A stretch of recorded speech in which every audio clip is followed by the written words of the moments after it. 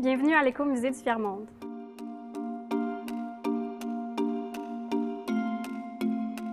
Alors, on a ici une pince à glace qui date du début du 20e siècle et ça servait à insérer des blocs de glace dans des glacières domestiques.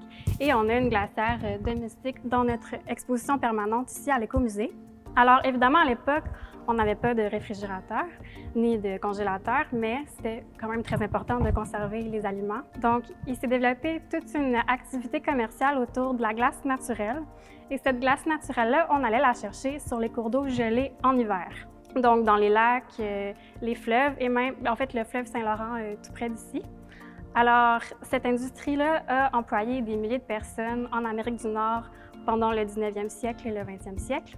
C'était une main-d'œuvre spécialisée, les coupeurs de glace, qui étaient chargés d'entailler les surfaces gelées et d'extraire des gros morceaux de glace avec des grandes scies et des grandes pinces à glace.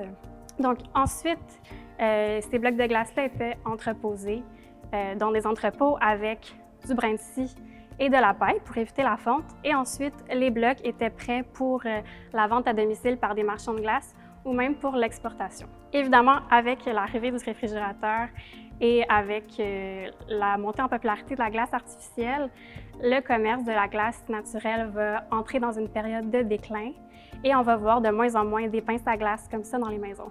Mais pour nous, à l'Écomusée, c'est vraiment un objet qu'on aime beaucoup parce que ça rend compte de toute une histoire économique, mais aussi du fait que les gens se sont adaptés au climat hivernal puis ont réussi à en tirer profit, par exemple, pour des pratiques de conservation alimentaire. Donc, on se trouve ici dans l'ancien bain généreux, qui était un bain public. Ça s'est transformé par la suite en piscine, ce qui explique un peu le décor qui nous entoure.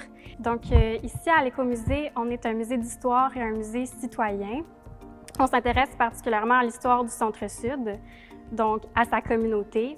Ici, on se trouve dans l'exposition permanente qui couvre l'histoire de l'industrialisation du quartier et de la désindustrialisation du quartier.